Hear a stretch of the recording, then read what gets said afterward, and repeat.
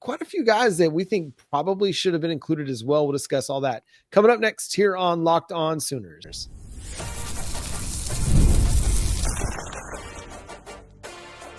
You are Locked On Sooners, your daily podcast on the Oklahoma Sooners. Part of the Locked On Podcast Network, your team every day.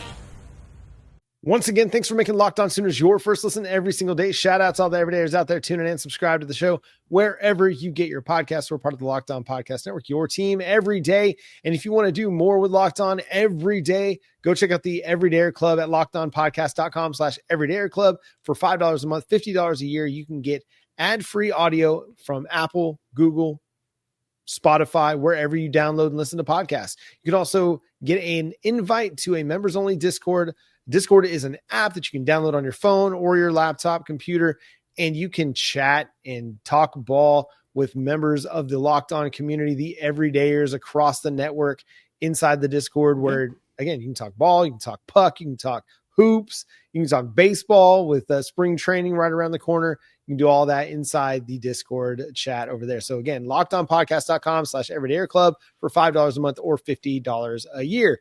All right, Jay, the On3 folks released their top 100 players for the 2026 college football season, and 4 Oklahoma Sooners made the list, led by David Stone at number 21. And then you had Kip Lewis, Taylor Wine, and Isaiah Satania also making the list, coming in at 48 for Kip Lewis, 59 for Taylor Wine, and 63 for Isaiah Satania. That's fair. Totally hear from that. Do you think anybody got snubbed? Because I feel like there's a couple of snubs on that list. Cortland Guillory, Peyton Bowen, Trell Harris. So I wasn't surprised on Cortland because he was a freshman and they're going to disrespect him, right? That's just the game itself. So much disrespect. So disrespectful. So I kind of expected to see that. Yeah, I don't understand why Cole Sullivan's not on that list. I'm not sure why Jaden Jackson isn't right there in the list. Like you said, Trell Harris is another one to be considered based upon how well they did at their previous school. But Jaden Jackson, why is he on there? You know? Yeah. I'm glad that Taylor Wine was on there, but 58? Didn't y'all see how he played last season? When as soon as you lost R. Mason Thomas, he almost made you forget about R. Mason Thomas. Like, what are we doing here? Like, you know that the talent's there. Yeah. And you know that he's going to come in there and take over. What are we doing? Yeah, and he was able to still be very productive and very effective without R. Mason Thomas, right? That was going to be the question. How well would the pass rush look with R. Mason Thomas off the field? And Taylor Wine was still productive. So that's a guy that I think isn't getting as much respect as he deserves because he was just a 3-star prospect coming out of high school. So he's still being underrated, but the talent is there and he hasn't reached his ceiling yet. He's an ascending player. Remember, last year was really his first full run in college football. He played a little bit before that, but not much, not enough to be like, hey, we know what we're going to get out of Taylor Wine when he finally takes the field. No, R. Mason Thomas predicted the breakout. We all kind of thought, oh, that's interesting. We'll keep an eye on that. But I don't think anybody was like, oh yeah, Taylor Wine's definitely going to be the breakout guy this year. And lo and behold, he was the breakout guy this year. So I think he's one of those dudes that's really, really exciting to, and someone to be excited about this year. David Stone's another one. I think David Stone has all the talent in the world to be great. I said it on this show back when he and Jaden Jackson signed with Oklahoma out of the 2024 recruiting class. I said that those two are going to have a chance to be as impactful as Gerald McCoy, Tommy Harris were for their teams. And you get both of them on the same team at the same time. David Stone didn't have necessarily the production yet that you're looking for, but the impact is there. At the same time, I don't think he is 30 spots better than Taylor Wine at this point in their respective careers. That's a good point. I get why they put him there because of how well he stuffs the inside. I mean, but grade wise, all the grading sites, Taylor Wine kind of gets him a little bit on some of the grades. Run defense, David Stone is one of the better ones in the country. So I'm sensing that's probably where a lot of the lean is. But no, I totally agree. I thought it was very interesting that he ended up being at number 20. But at the same time, no Jaden Jackson is where I was thrown off, because we've heard numerous people say there's a good chance Oklahoma could have 2 defensive linemen go in the first round next year, right? Stone and Jackson. That's your 2 people. So the fact that we didn't get both, kind of threw me off. Trying to figure out what Jaden ain't there, but it goes. It's a go. To me, it goes again back to high school. Jaden Jackson was an incredibly underrated player coming out of IMG Academy. True. All eyes were on David Stone, the 5-star plus prospect out of IMG, and Jaden Jackson was just kind of right there. But Stoney said, I'm only as good as I am because of this guy next to me. And I think that that's proven out. Jaden Jackson was a legit baller, even in high school, and an incredibly underrated prospect, only really getting that 4th star kind of in that final 6-8 months of the cycle. But people were really, really late to the party evaluating him. And he's proven that he is an elite player. He's an elite talent. So again, I think some of this, and listen, On3, their recruiting site, they do a lot of great work. I think some of this comes from their preconceived notions of what these players were coming out of high school as well. Yeah. And for a lot of them, that's exactly what it is. I could be guessing at that, but I think some of that is where that comes from. Yeah, no, I can see that. And I think that's where a lot of them are. It's they're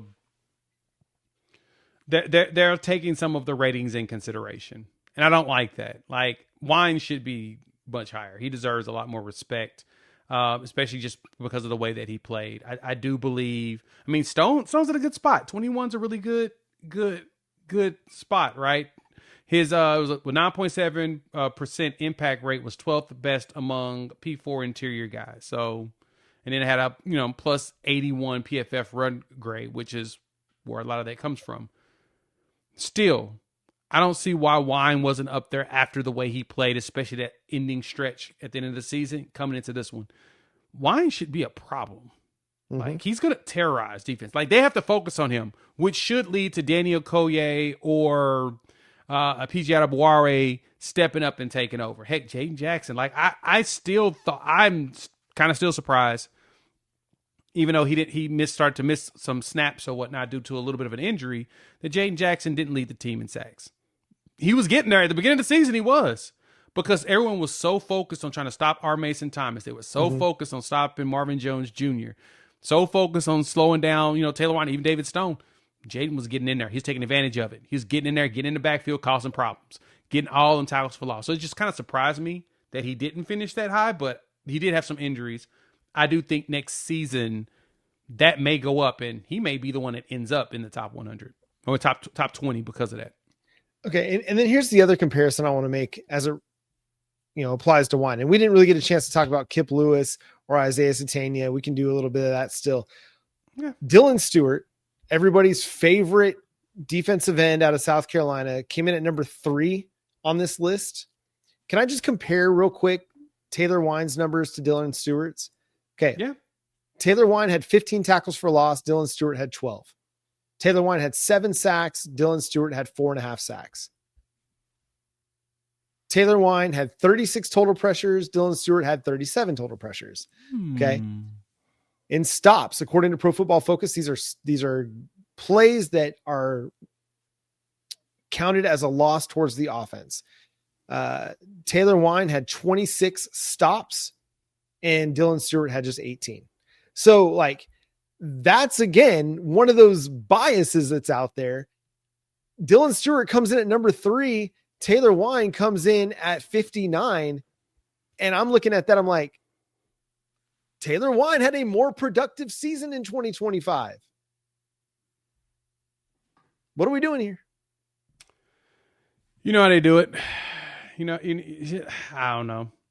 So, like, if you think that Dylan Stewart is a better player, okay, I'm not going to argue with you. But is he 56 spots better than Taylor Wine? That is a big no, spot. He's not. I think they should be closer. They should be closer by a lot more.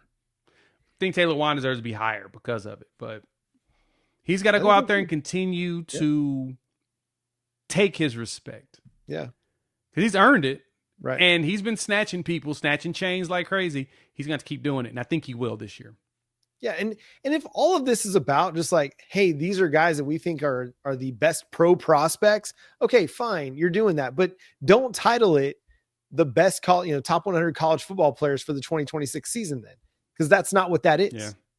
Yeah, exactly. Taylor Wine was one of the best college football players in 2026. Isaiah Satania was as well. Kip Lewis, one of the best linebackers in college football in 2026. And again, very underrated. And I guess that's just the way life is when you're an Oklahoma Sooner. You're going to be a little bit underrated, unfortunately. Yeah, especially with the way we rotate. I think that's probably the only thing that hurts them on defense. We rotate so many players, but it ain't going to hurt them in the NFL draft, though. That's the only thing that matters now. Yeah.